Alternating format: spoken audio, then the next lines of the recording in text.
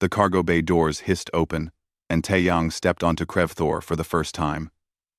The air smelled wrong, too metallic, too cold. He pulled his jacket tighter and walked down the ramp, his boots echoing on the metal platform. Behind him, crates of medical supplies sat waiting for the dock workers. Human medical supplies. The galaxy didn't want them, but they'd been paid for, so here he was. Krevthor wasn't like Earth. The planet was all black stone and purple sky, with buildings that looked like they'd been carved from mountains rather than built. Aliens walked everywhere, tall ones, short ones, ones with too many arms, ones with no arms at all. Taeyang had been in space for 5 years now, hauling freight from station to station. But he still wasn't used to the crowds. A group of Vrothak warriors passed him. They were massive, 8 feet tall, with scales like armor and eyes that glowed red. One of them looked down at Taeyang and made a sound like laughter. It said something in its own language, and the others joined in. Taeyang didn't need a translator to know they were making fun of him. Humans were the joke of the galaxy. Everyone knew it. 2 generations ago, humanity had finally developed faster than light travel and joined the Galactic Assembly. They'd been so excited, so hopeful. Then they'd met the other species and realized the truth. Compared to everyone else, humans were weak. The Vrothak had scales that could stop bullets. The Kelthrin were made of living crystal and could survive in space without suits. The Morvani could lift 10 times their body weight without trying. And humans? Humans had soft skin, weak bones, and died if the temperature dropped too much or rose too high. The galaxy had looked at humanity and decided they were failures of evolution. Taeyang didn't care what they thought. He had a job to do. He walked through the spaceport, following the signs to the delivery zone. The translator in his ear buzzed constantly, picking up dozens of conversations in languages his brain could never pronounce. That's when he heard the shouting. He turned a corner and saw a crowd gathered in one of the plaza areas. Aliens stood in a circle, watching something. Taeyang should have kept walking. He should have delivered his cargo and left, but he heard a voice he recognized, a human voice. He pushed through the crowd. The aliens didn't move at first, then saw he was human and stepped aside with expressions of disgust or pity. In the center of the circle, a young human woman stood facing a Vrothak commander. The commander was huge, even for his species, with decorations on his armor that showed he'd killed many enemies. The woman was maybe 25, dressed in the formal clothes of a human diplomat. Her name badge said Jiwoo. Her face was calm, but Taeyang could see her hands shaking. "Kneel," the Vrothak commander said.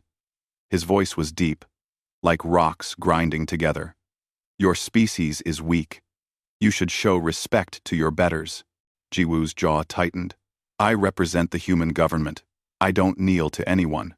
The crowd made sounds of surprise. A few laughed. One alien, something that looked like a floating jellyfish, said loud enough for everyone to hear, "The flesh bag thinks it has pride." "Left it." The Vrothak commander stepped closer. "You will kneel, or I will make you kneel." Taeyang watched Jiwoo's face. She was terrified, he could see it in her eyes. But she didn't move. She stood there, a human woman barely 5.5 feet tall, facing a warrior who could tear her apart without effort. "No," she said quietly. The commander's hand shot out and grabbed her by the throat. He lifted her off the ground like she weighed nothing. Jiwoo gasped, her hands clawing at his scaled arm. "Perhaps," the commander said, "you would prefer the pit? That's where we put things that don't know their place." The crowd erupted in excited chatter. Taeyang heard the word pit repeated in a dozen languages. His translator gave him context. The pit was an arena beneath the city, where the galaxy's most dangerous creatures were kept. Warriors would enter to prove their strength. Most died within minutes. "Please," Jiwoo choked out.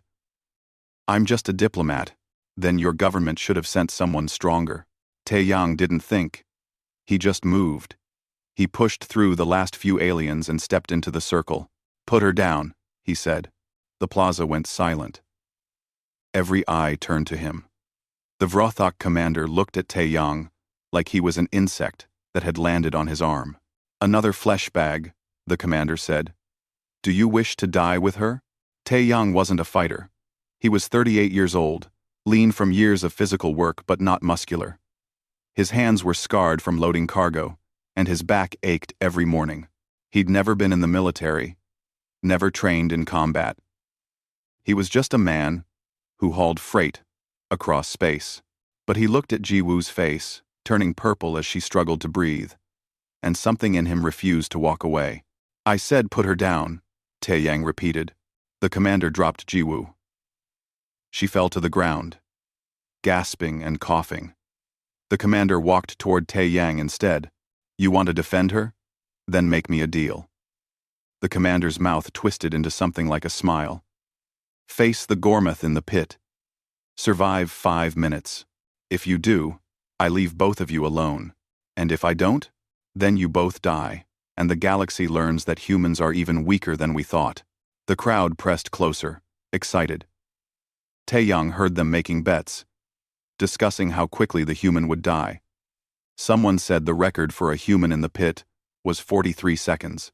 Someone else said that human had been a trained soldier, not a freight hauler. Taeyang looked at Jiwoo. She was still on the ground, staring up at him with wide eyes. She shook her head desperately, mouthing the word, "No." He looked back at the commander. The commander's laugh boomed across the plaza. "A Titingent-class predator.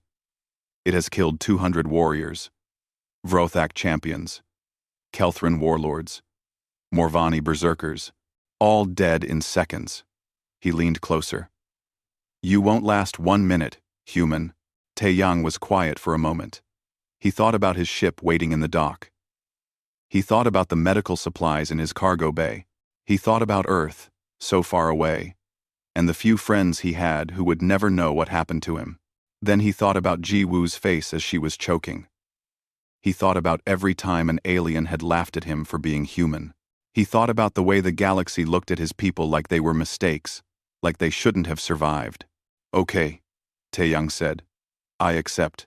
The crowd erupted in cheers and howls. The Vrothak commander's eyes gleamed with satisfaction.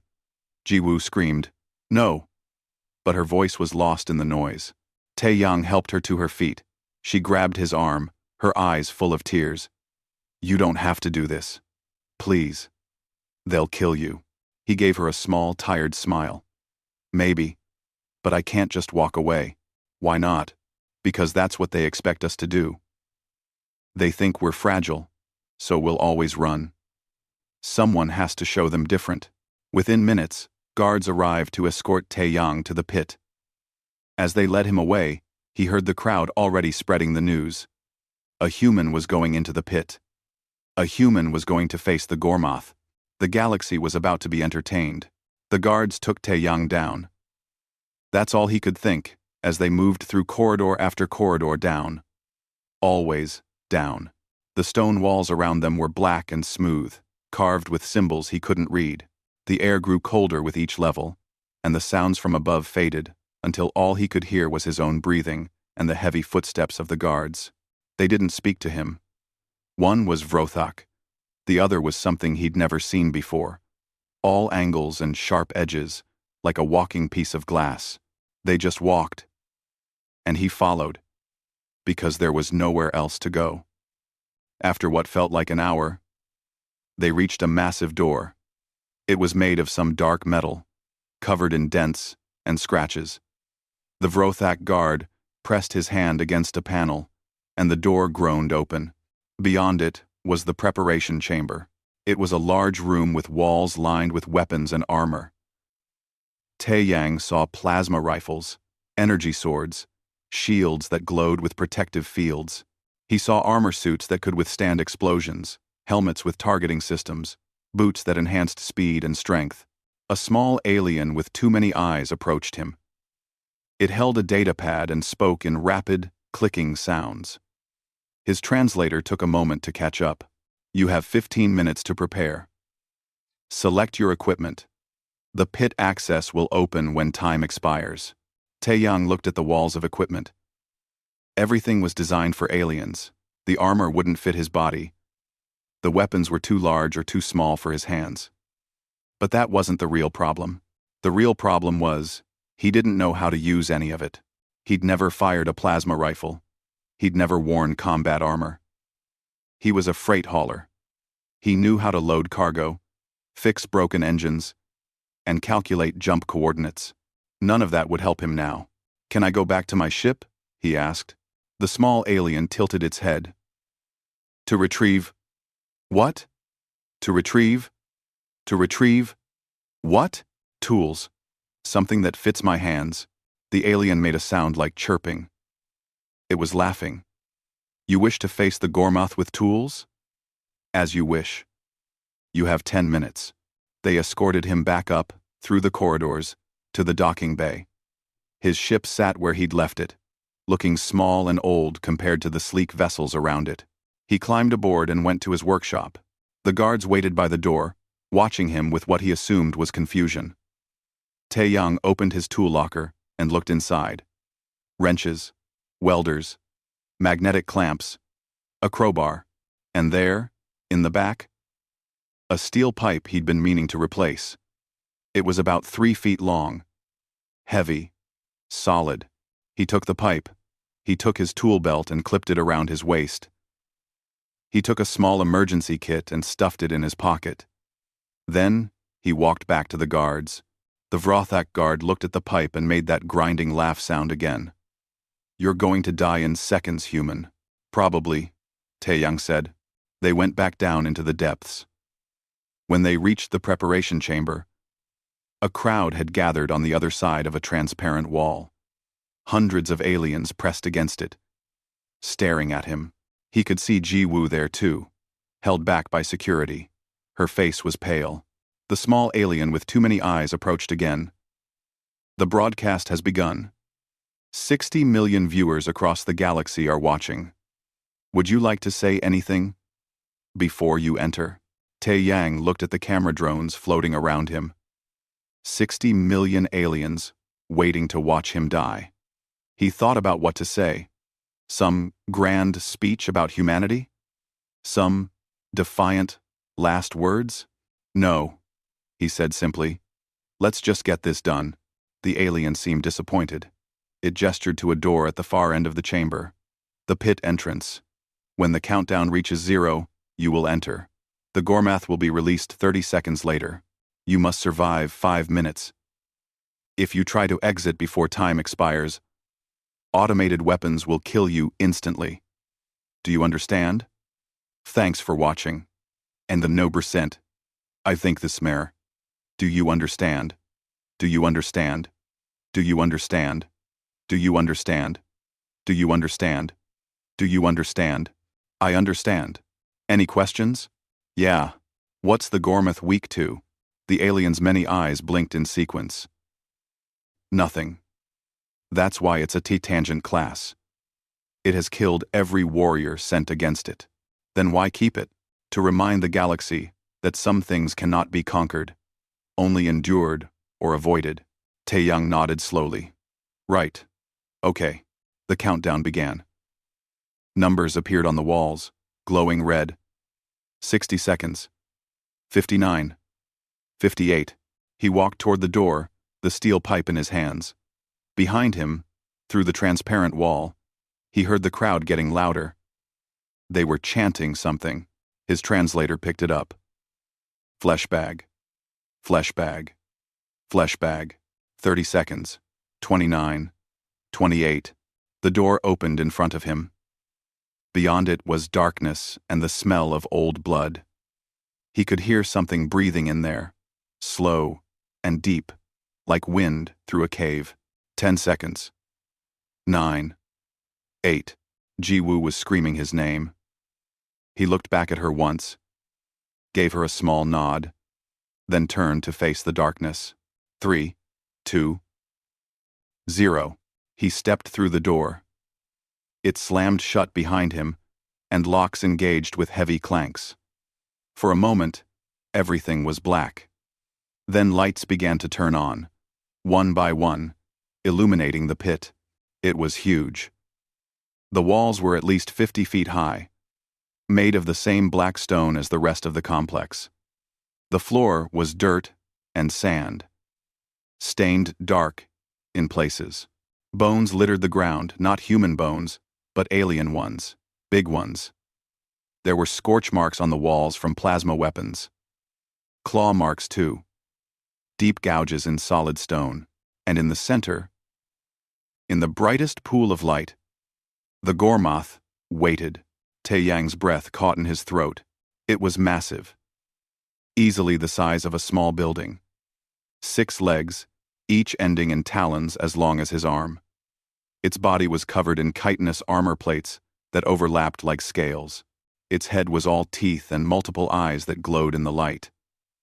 A tail whipped behind it, tipped with something that looked like a blade. The creature watched him. Its breath came out in visible puffs of steam. It didn't move. It just stared at the small human standing at the edge of the arena. Above them, Taeyang knew. Millions watched on holographic screens. In the viewing chamber, the crowd had gone silent. They waited for the slaughter to begin. A voice echoed through the pit, the small alien's voice, amplified. 5 minutes begins now. The Gormoth roared. The sound was so loud Taeyang felt it in his chest, vibrating through his bones. The creature's mouth opened impossibly wide, showing rows and rows of teeth designed to tear apart anything that lived. Then it charged. The ground shook with each step. Taeyang had 3 seconds to react. His mind went blank with fear. Then training he didn't know he had took over. Not combat training, survival training. The kind every human learned growing up on a planet that had once been full of predators. Don't run straight back. Predators expect that. He dove to the side, rolled, came up running at an angle. The Gormoth couldn't turn fast, too much momentum. Too much weight. It crashed into the wall where he'd been standing, and the impact sent cracks through the stone. The crowd gasped. Not because the human had done anything impressive, but because he was still alive after the first 3 seconds. Taeyang's heart hammered. His hands shook as he gripped the pipe. The Gormoth turned, slower now, its eyes tracking him. It made a sound like grinding metal, then charged again. This time, Taeyang didn't dodge away. He ran toward it. The crowd screamed. Jiwoo screamed. Even the Vrothok commander made a sound of surprise. At the last second, Taeyang dropped and slid beneath the creature's belly. The pipe in his hands scraped along the softer armor underneath, and he felt the vibration as it connected. Not deep enough to seriously hurt, but enough to scrape and irritate. He came out the other side, rolled to his feet, and kept running. The Gormoth stopped. It made a confused sound. Its prey should be dead. Everything that entered the pit died within seconds. But the small, soft creature was still moving, still standing. It turned, and Taeyang saw something in its eyes, not quite intelligence, but recognition. The creature knew something was different about this prey. Above, the timer showed 4 minutes and 20 seconds remaining. The Gormoth roared again and came for him, and Taeyang realized with absolute certainty that 5 minutes was going to feel like an eternity. The Gormoth came at him again. And this time, Taeyang ran. Not away from it, but toward the wall. The creature followed, its massive legs pounding the ground. Just before he hit the stone, Taeyang turned hard to the right. The Gormoth couldn't turn as fast. Its momentum carried it forward, and its armored head crashed into the wall with a sound like thunder. The entire pit shook. Dust fell from above. The creature staggered back, dazed but not hurt. Its armor had absorbed most of the impact. 3 minutes and 50 seconds left. Taeyang's lungs were already burning. He wasn't built for this kind of running. He was built for loading cargo, for long shifts, for steady work over hours and hours. Sprint running wasn't human specialty, but endurance? That was different. His mind raced as fast as his feet. He couldn't hurt this thing with a pipe. He couldn't outrun it. He definitely couldn't overpower it. So what could he do? Tire it out. It sounded insane even as he thought it. The creature was huge, powerful, designed to kill. But it was also heavy. All that armor, all that muscle it had to burn energy fast. And Taeyang had seen animals like this before, back on Earth. Big predators that relied on short, explosive bursts of speed. They caught their prey in seconds, or they gave up. The Gormoth charged again. Taeyang dodged, but not quite fast enough. One of its talons caught his jacket, tearing through the fabric and scraping his shoulder. Pain exploded down his arm, and he felt hot blood soaking his shirt. The crowd roared. First blood. They loved it. Taeyang stumbled but kept his feet. He ran toward a pile of bones, remains of previous warriors, and leaped over them. The Gormoth plowed straight through, scattering old death in all directions. 3 minutes left. He could feel his body starting to protest. His shoulder throbbed. His legs ached. His breath came in ragged gasps. But he'd felt worse. He'd done 14-hour shifts loading cargo in high gravity. He'd worked through broken ribs once, when his ship was too far from any station with a doctor. Pain was just information. It told you something was wrong. But it didn't stop you unless you let it. The Gormoth was breathing harder now, too. He could hear it, that deep, rumbling breath was coming faster. The creature paused, its eyes tracking him but not immediately charging. That's when Taeyang did something that made the entire watching galaxy go quiet. He stopped running. He stood there, 20 feet from the Gormoth, the pipe in his hands, blood dripping from his shoulder. He met the creature's eyes. "Come on," he said quietly. "Let's see how long you can keep this up." The Gormoth roared and charged. Taeyang waited. Then at the last second dove to the side, but not as far this time. The creature's tail whipped around, and he barely got the pipe up in time. The impact sent shockwaves through his arms, but he'd managed to deflect it enough that it only grazed his ribs instead of breaking them. He rolled, came up coughing, tasting blood in his mouth. Probably bit his tongue. He spit and kept moving. 2 minutes and 30 seconds. The Gormoth turned slower now. Its breathing was definitely labored. Each charge was taking more out of it than it expected because the prey wouldn't die. Every time it thought it had the kill, the small creature would slip away. In the viewing chamber, aliens were pressing closer to the transparent wall. This wasn't how things were supposed to go. Humans died in seconds. Everyone knew this. But somehow, impossibly, this one was still alive past the halfway point. Jiwoo had stopped screaming. She just stared, her hands pressed against the wall, watching. The Vrothak commander's expression had changed from amusement to something else. Something like concern. Taeyang used the terrain now, learning the pit as he moved. There was a depression in the ground where previous impacts had created a small crater. There was a section of wall with more cracks than others. There were those piles of bones that could trip up a charging predator if it wasn't careful. He led the Gormoth in circles. Figure eights. Back and forth. Each time it charged, he dodged. Each time it swiped with those massive talons, he ducked or rolled. He took hits, his jacket was in tatters, his arms were covered in cuts. He was pretty sure at least one rib was cracked, but he stayed on his feet. 2 minutes left. The Gormoth's charges were noticeably slower. Its eyes showed something Taeyang recognized from hunting trips back on Earth, back before he'd left for space. It was the look predators got when they realized they'd burned too much energy on prey that wouldn't go down. It was the look of frustration. The creature stopped in the center of the pit and made a sound, not a roar this time, but something else. Almost like confusion. Why wouldn't this prey die? Taeyang stood across from it, gasping for air. His vision was getting blurry around the edges. Shock, probably, from the blood loss. His shoulder felt like it was on fire, but he was still standing. 1 minute and 30 seconds. The Gormoth charged one more time, but this charge was different. Slower. Almost half-hearted. Taeyang dodged. And as the creature passed, He did something crazy. He grabbed onto one of its armor plates. The crowd gasped. The Gormath thrashed, trying to throw him off. Tae-Yang held on with one hand.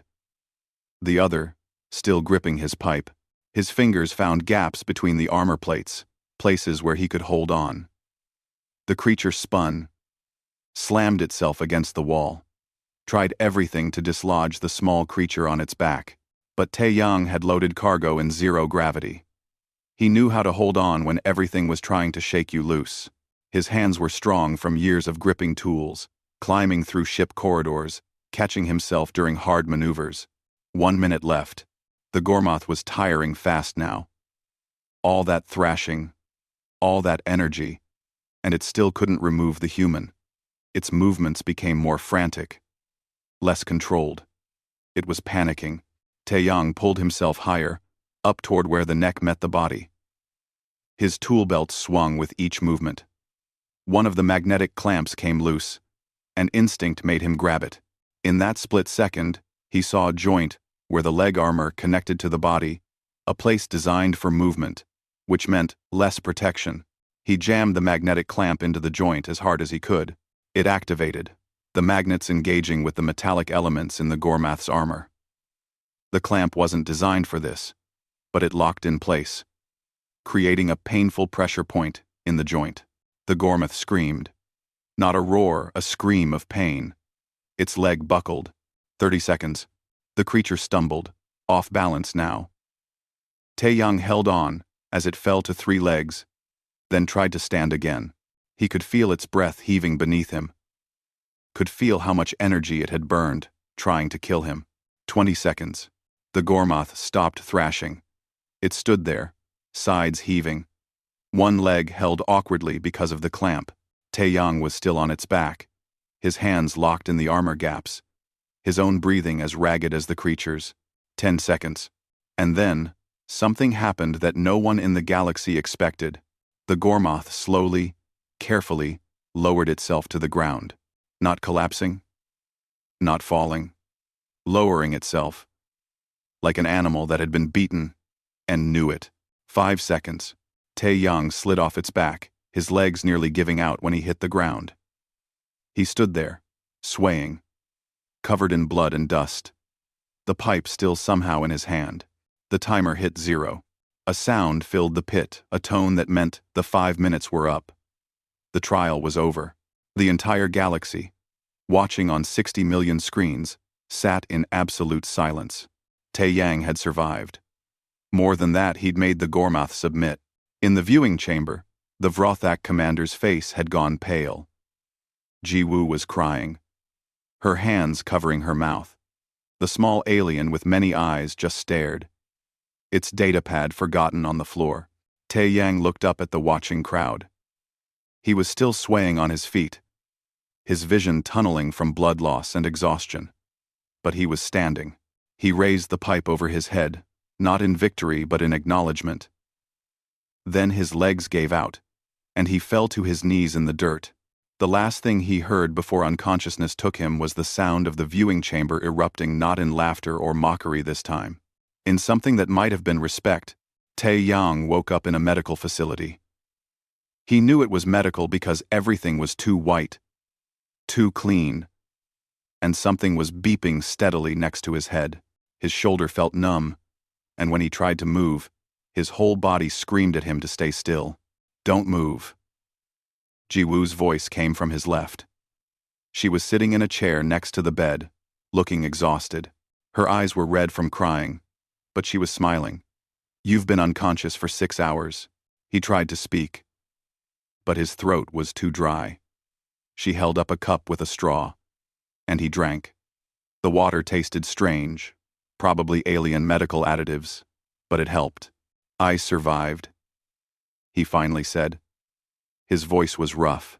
You did more than survive. Ji-Woo's smile faded a little. Tae-Yang, do you understand what happened in there? What you did. Do you understand what happened in there? Tae-Yu, I didn't die for 5 minutes. You made the Gormath kneel. In 200 fights, across 50 years, that thing has never submitted. It's killed Vrothak champions who trained their whole lives for combat. It's killed Kelthran warlords who could punch through steel. You made it kneel with a pipe and some tools. Tae Yang closed his eyes. I just didn't want to die. I kept moving. That's all. That's not all. A new voice came from the doorway. The Vrothak commander stood there, filling the frame. Without his armor, he looked less intimidating but still huge. He walked into the room slowly, like he wasn't sure he was welcome. Human. I owe you an apology. Tae Yang blinked. In 5 years of space travel, he'd never heard an alien apologize to a human. Not once, the commander continued, his voice stiff like the words were hard to say. I believed humans were weak. My people believed this. The galaxy believed this. We saw your soft bodies and assumed your spirits were soft too. We were wrong. I'm not special, Tae Yang said. I'm just a freight hauler. That's what makes it worse. The commander moved closer to the bed. You're not a warrior. You're not trained for combat. You're an ordinary member of your species, and you did what our greatest champions could not do. He paused, then said something in his own language. The translator picked it up. In my culture, when a warrior forces an opponent to submit without killing them, it's called kravesh, the ultimate dominance. It means you were so superior that death was not even necessary. I wasn't trying to dominate anything. I was trying not to die. And that, said another voice from the door, is what we never understood. A Kelthran entered the crystalline species. This one was smaller than most, with facets that caught the light. I am Scholar Hay-1. Though I took a human name to study your species, I've been researching humans since first contact. May I? She gestured to a chair. Tae Yang nodded, too tired to argue. Hay-1 sat down, her crystalline body making small chiming sounds as she moved. We measured humans by our own standards. We looked for natural weapons. You have none. We looked for armor. Your skin tears easily. We looked for strength. You're weaker than most species. We decided you were evolutionary failures. We're good at other things, Tae Yang said. Yes. But we didn't look for those things. We didn't understand what makes humans special until today. She leaned forward. The galaxy watched you in that pit, not just the 60 million who tuned in at the start. By the end, 400 million viewers were watching. They saw something that doesn't exist in any other species we know. What's that? Endurance. Real endurance. Not just physical, though your cardiovascular system is remarkable, but mental endurance. The ability to keep going when every rational thought says to give up. Every species we know has a breaking point. When they reach it, they stop. But humans? She made that chiming sound again. Humans seem to find their breaking point, and then keep going anyway. Person. Jiwoo spoke up. After you collapsed, they brought medical teams in. Vrothak doctors. Kelthran healers.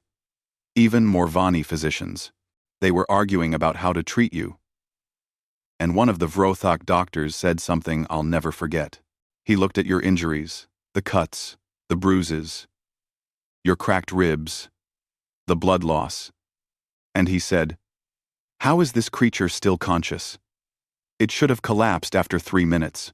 I wanted to collapse, Tae Yang admitted. About 100 times, but you didn't. The Vrothak commander's voice was quiet now. I've fought in wars. I've seen warriors take injuries and fall. But you took those injuries and kept moving. That Gormoth was designed by evolution to kill. It's the perfect predator. But you're something it's never faced before, prey that refuses to die. Tae Yang thought about that. On Earth, we used to be prey. Before we developed weapons and technology, big predators hunted us. But we survived because we could outlast them. We'd track them for days, running them down until they were too tired to fight back. We're not strong. We're stubborn.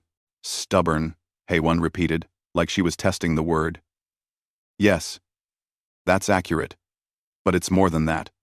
I've been studying your physiology. Your bones, when they break, they heal stronger than before. Your muscles, they tear and rebuild, larger each time. Your immune system learns from every infection.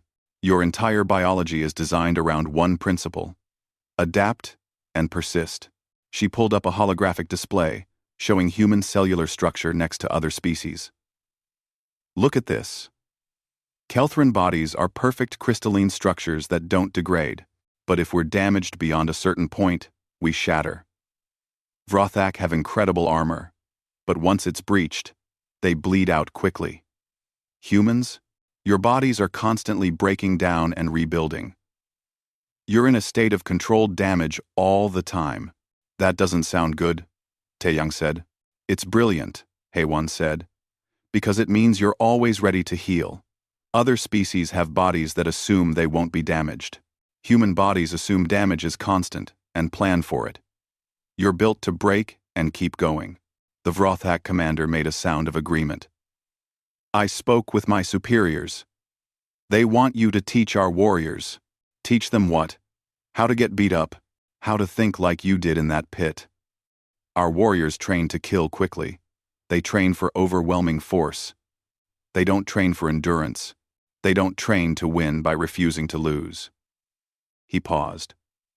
My name is Donghyun. The human ambassador gave me this name. I would be honored if you would instruct my warriors in human fighting philosophy. Taeyang stared at him. A Vrothak commander was asking a freight hauler to teach warriors. The galaxy really had gone insane. I don't have a fighting philosophy. I was just trying to survive. That's the philosophy, Jiwoo said softly. Survive. Keep going. Don't give up. It sounds simple, but no other species thinks that way. They fight to win. You fought to not lose. There's a difference. A doctor entered a floating Morvani with too many tendrils. It made warbling sounds that the translator turned into words. The human must rest. Visitors should leave. Though I must say, treating a human is fascinating. You're bleeding internally, in 3 places, have significant tissue damage, and moderate neural stress. Yet, you're conscious and conversing. Remarkable. As the others filed out, Jiwoo lingered. She took Taeyang's hand carefully, avoiding the bandages. Thank you. For what you did. You didn't have to. Yeah, I did, he said. You needed help. That's reason enough. The galaxy is talking about you. They're calling you things like the human who tamed the Titan and the impossible survivor. There are news crews waiting outside. Government officials want to meet you. You're famous. He groaned. I just want to deliver my cargo and leave. She laughed. But it was sad. I don't think your life is going to be that simple anymore. You changed something today. You changed how the galaxy sees us. After she left, Taeyang lay there in the 2-white room, listening to the beeping machine. His body hurt everywhere. But he was alive. And somewhere in the depths below this facility, a Gormoth that had never submitted to anyone was also alive. He thought about what Haewon had said, that humans were built to break and keep going. Maybe that was true. Maybe that's all he'd done, broken and kept going. The galaxy had called humans fragile. They'd called them weak. They'd called them failures. But they'd forgotten something important. Fragile things that survive learn how to be strong, not by becoming hard, but by learning how to bend without breaking completely. Taeyang closed his eyes and let sleep take him, his body already starting the long process of healing itself, rebuilding stronger than before, just like it was designed to do. 3 months had passed since the pit. Taeyang learned that becoming famous across the galaxy was more exhausting than fighting a Titan. The news networks had interviewed him dozens of times. Government officials from Earth wanted him to be some kind of ambassador. The Galactic Assembly invited him to speak. Everyone wanted a piece of the human who'd survived the Gormath. He said no to all of it. After 6 weeks in recovery, He went back to his ship and started hauling freight again. But everything was different now. When he docked at stations, aliens stopped to watch. Not with mockery anymore, but with something else. Curiosity. Sometimes respect. Sometimes fear. A few times, young aliens, different species. All of them asked if they could talk to him. They wanted to know how he did it. How he kept going when he should have quit. He never had a good answer. "I just didn't stop," he'd tell them, and they'd look disappointed, like they were expecting some secret technique or special training. Today he was on Station Velkara, delivering medical supplies, the same supplies he'd been carrying when all this started. The dockmaster, a Kelthran named Minseo, helped him unload. "You heard the news?" Minseo asked. Her crystalline body chimed as she worked. Unlike most Kelthran, she'd chosen to work as a dockmaster rather than pursuing military or scholarly paths. "What news?" "The Assembly is changing the pit regulations. After what you did, they've decided it's too dangerous. They're converting it into a memorial for those who died there." Taeyang paused in his work. "That's good. It was a brutal place. There's more." The Vrothak military has formally adopted human endurance training into their warrior programs. They're calling it Taeyang's method. Minseo laughed at his expression. "You're in their history books now. I didn't do anything special. You keep saying that. But I was there. I watched the broadcast. Every being in this galaxy watched you refuse to die. Do you know what that means? To species like mine? We're perfect crystalline, strong, nearly immortal. But we're brittle. When we break, we shatter. You broke and kept going." She set down the crate she was carrying and looked at him directly. "You showed us that perfection isn't the same as strength. That's worth remembering." After the delivery, Taeyang went to the station's observation deck. He liked these spaces, quiet places, where he could watch ships come and go. He was drinking terrible station coffee when someone sat down next to him. It was a human woman, maybe 30 years old, wearing the uniform of a construction crew. "You're him, right? The pit survivor?" Taeyang nodded. Already tired of this conversation. "I'm not here to bother you," Bora said quickly. "I just wanted to say thanks." "For what?" "I work construction on mining rigs. Dangerous stuff.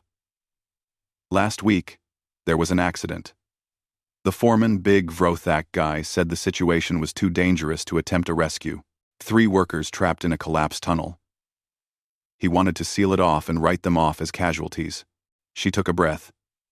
"I thought about you in that pit, how you didn't quit. So I grabbed my gear and went in anyway. Took me 4 hours to get them out. Nearly died twice. But I got them out." Taeyang looked at her. "That was brave." "That was human," she corrected.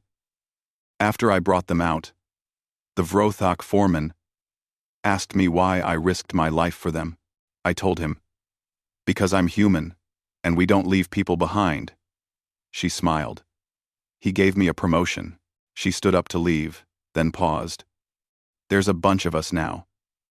Humans doing things aliens say are impossible. Going places they say are too dangerous. Fixing problems they say can't be fixed.